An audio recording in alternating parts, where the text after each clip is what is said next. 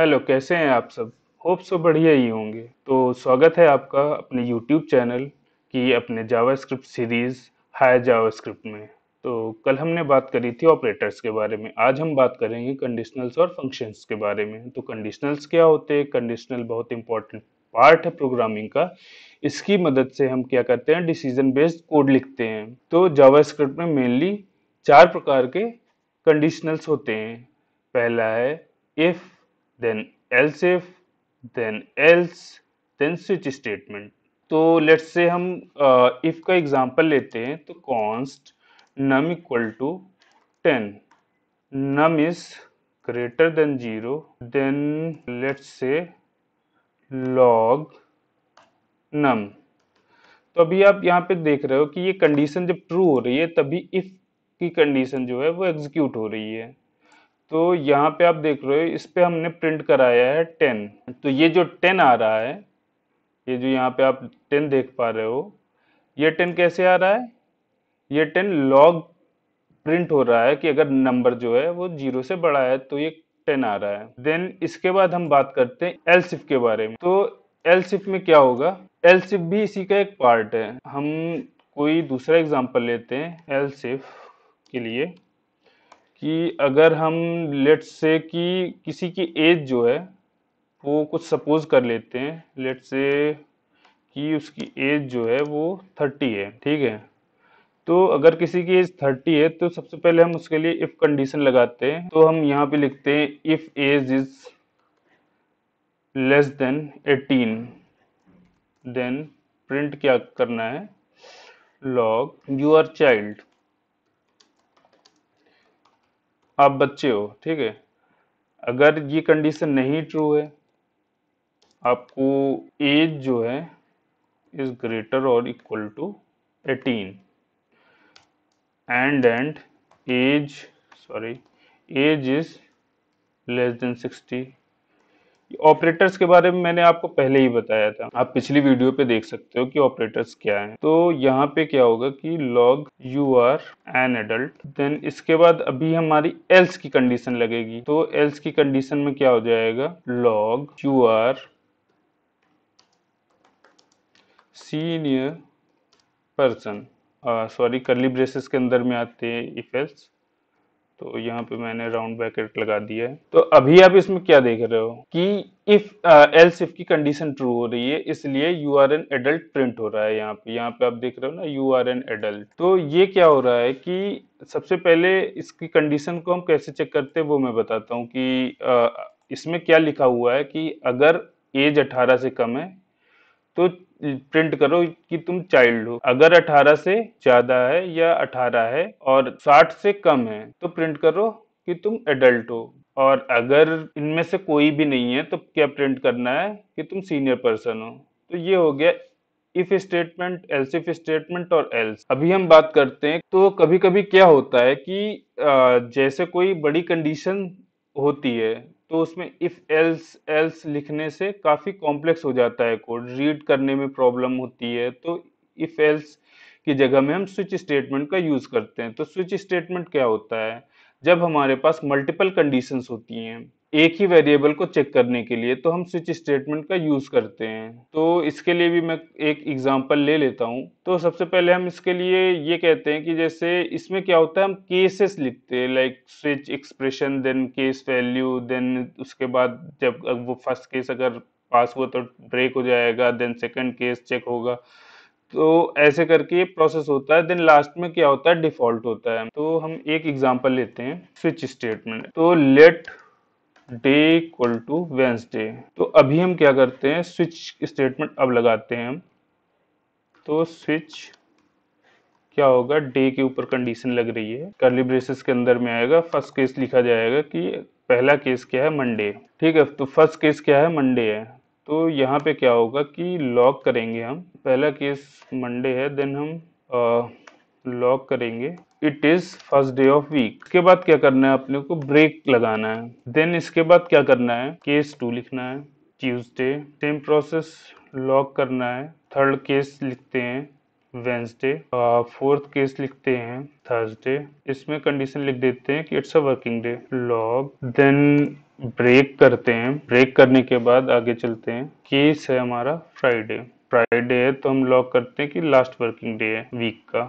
Log last working day of week. Then again हम break करते हैं। देन केस लिखते हैं सैटरडे। देन हम केस लिखते हैं संडे। देन हम लिखते हैं लॉग कराते हैं कि it's weekend time to relax. Then इसके बाद अगर ये सारी कंडीशंस फेल होती हैं तो हम कहाँ पे जाएंगे, तो हम डिफॉल्ट पे जाएंगे जहाँ पे हमारी कंडीशन लिखी होगी इनवैलिड डे प्रोवाइडेड। तो ये सारी कंडीशन एक साथ लिख दी गई है स्विच स्टेटमेंट में। अभी एल्स इफ में लिखते तो बहुत बड़ा हो जाता है। तो इसमें क्या होता है कि जैसे यहाँ पे कॉलन लगेगा, हर केस के बाद कॉलन लगेगा। तो अभी क्या हुआ कि यहाँ पे इसने सब कुछ चेक किया कि वेंसडे क्या है। वेंसडे यहाँ पे आप देख रहे हो ये कैपिटल लेटर में फर्स्ट वर्ड लिखा हुआ है और यहाँ पे स्मॉल लेटर पे लिखा हुआ है, इसलिए ये सारी कंडीशन फेल हो कि यहाँ पे जो प्रिंट हुआ है वो इनवैलिड डे प्रोवाइडेड प्रिंट हुआ है। तो अगर मैं इसको W कैपिटल कर देता हूँ तो आप देखोगे क्योंकि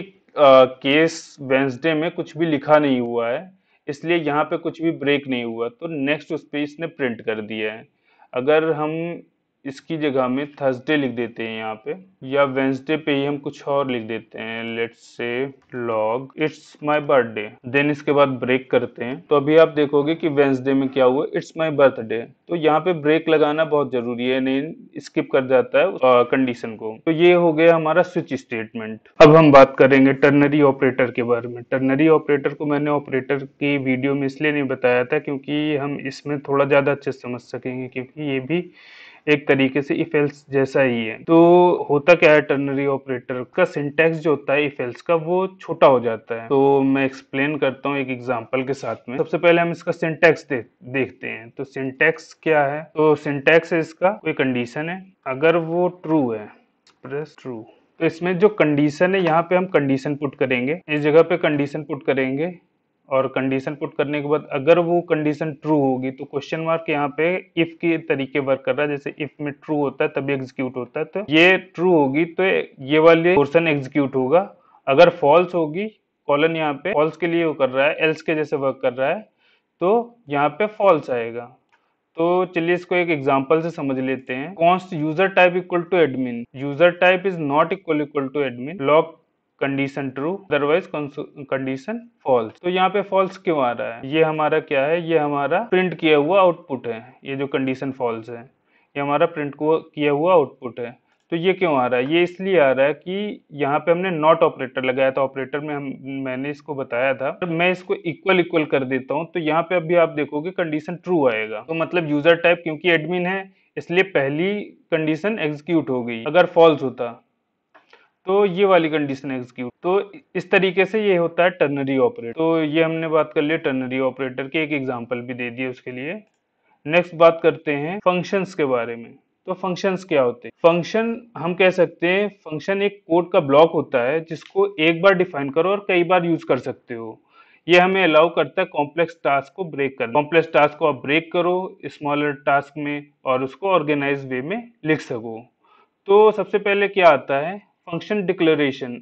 इवन हम फंक्शन को ये भी कह सकते हैं कि ये स्मॉल प्रोग्राम कंसिस्ट करता है जो रन करता है। तो हम सबसे पहले आते हैं फंक्शन डिक्लेरेशन में। इसमें क्या होता है कि इसमें से फंक्शन को डायरेक्ट लिख दिया जाता है। जैसे कि मैं इसमें लिख देता हूँ, ये है फंक्शन डिक्लेरेशन। तो इसमें क्या होता है कि इसमें direct function add number let sum equal to a plus b. तो ये हुआ हमारा फंक्शन डिक्लेरेशन वाला। अभी हम क्या करते हैं, लॉग कराते हैं इसको सम को। यहाँ पे इस जगह पे हम पैरामीटर पास करते हैं, यहाँ पे हमने पैरामीटर पास कर दिया। अब हम फंक्शन को कहीं कॉल करेंगे और पैरामीटर के लिए जो हमने पहले और इसके लिए आर्गुमेंट भेजेंगे, कुछ आर्गुमेंट भेजते हैं जैसे 2 and 2। तो अभी आप देखोगे कि यहाँ पे 4 आ गया है, ये देख पा रहे हो ना, ये 4 आया है, ये इसका आंसर आ गया है 4। तो अब ये हो गया हमारा फंक्शन डिक्लेरेशन। ये एक मेथड है फंक्शन को लिखने का, रिटर्न स्टेटमेंट।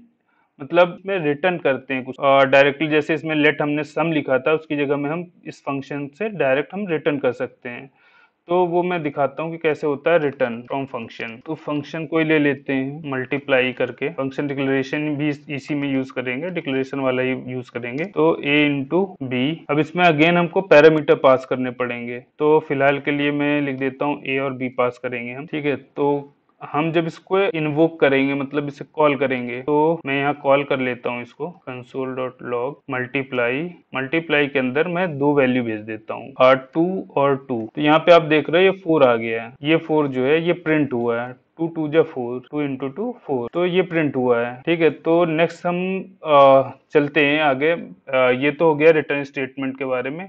अब फंक्शन एक्सप्रेशन होता है, तो फंक्शन एक्सप्रेशन को हम एक तरीके से ऐसे कह सकते हैं कि हम किसी वेरिएबल के अंदर किसी फंक्शन को स्टोर कर दें तो उसे हम फंक्शन एक्सप्रेशन कहते हैं। तो जैसे कि अगर मैं लिख दूं कॉन्स मल्टीप्लाई टू नंबर, ठीक है, तो ये हो गया हमारा वेरिएबल, और इसके अंदर हम क्या करते हैं फंक्शन को डिक्लेयर कर देते हैं। मैं इसी फंक्शन को यूज कर रहा हूँ, फिर से ये हमने इसके अंदर डिक्लेयर कर दी, ठीक है। Call back function direct use करते हैं। तो इसमें क्या कर रहे हैं हम, मल्टीप्लाई टू नंबर। अभी आप इसमें भी देख रहे होगे, यहाँ पे भी हमारा आंसर 4 ही आ रहा है, यहाँ पे हम 3 और 2 कर लेते हैं, कुछ एग्जांपल अलग कर लेते हैं। तो अभी आप देख रहे हो यहाँ पे 6 आ रहा है इस जगह पे। तो ये 6 किस वजह से आ रहा है, 6 इस वजह से आ रहा है, ये जो 6 आ रहा है ये इस वजह से आ रहा है कि 2 इंटू 3 किया गया तो 6 हो गया। बस इसमें हमारा डिफरेंस क्या है, हमारा इसमें डिफरेंस ये है कि ये फंक्शन एक्सप्रेशन है। फंक्शन एक्सप्रेशन मतलब हमने एक वेरिएबल के अंदर फंक्शन को स्टोर कराया, तो वो हो गया हमारा फंक्शन एक्सप्रेशन। तीसरा होता है हमारा एरो फंक्शन। तो एरो फंक्शन भी एक तरीके का फंक्शन ही होता है, जो हम कह सकते हैं बहुत बहुत ही हम छोटे तरीके से हम डिक्लेयर कर सकते हैं। जैसे कि हम लिख देते हैं कॉन, स्क्वायर करते हैं हम किसी चीज का, square equal to number, number के बाद नम इंटू नम कर देते हैं। तो हम देखिए कितने स्मॉल सिंटेक्स में लिख पा रहे हैं। ये है हमारा नीचे वाला है एरो फंक्शन। तो अब हम इसको लॉग कराते हैं, लॉग कराया तो हमने क्या रिजल्ट पाया, स्क्वायर इन्वोक कर दे फंक्शन को, स्क्वायर ऑफ 5। तो यहाँ पे आप देख रहे हो कि ये 25 आ रहा है, ये जो है ये 25 आ रहा है। तो ये 25 भी, बस इसमें डिफरेंस क्या है कि स्मॉल सिंटेक्स में लिखा हुआ है। लेकिन एक और डिफरेंस होता है जो कि मेजर डिफरेंस होता है, जो अक्सर इंटरव्यू में भी क्वेश्चन किया जाता है। जो एरो फंक्शन होता है इसका कोई भी दिस कीवर्ड नहीं यूज करता है। ये अगर कोई दिस कीवर्ड यूज करता है तो अपने लेक्सिकल स्कोप में यूज करता है, मतलब अपने पेरेंट के स्कोप में यूज करता है।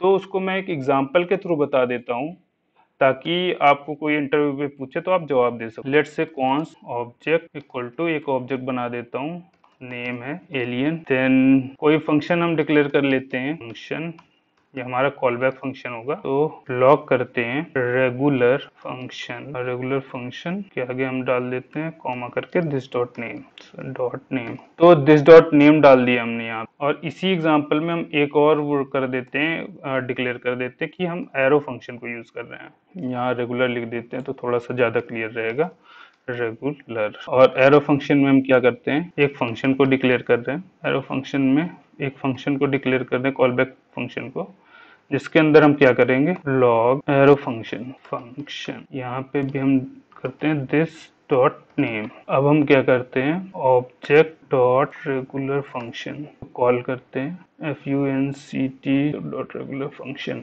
और obj ना कि object, then obj dot arrow function. तो अभी आप यहाँ पे क्या देख रहे हो, यहाँ पे आप देख रहे हो कि ये दोनों का रिजल्ट आ गया है। तो यहाँ पे अभी आप देखोगे रेगुलर फंक्शन एलियन, तो यहाँ पे अभी आप एलियन देख पा रहे हो, मतलब दिस की वैल्यू ले लिए, दिस डॉट नेम की वैल्यू आ रही है एलियन।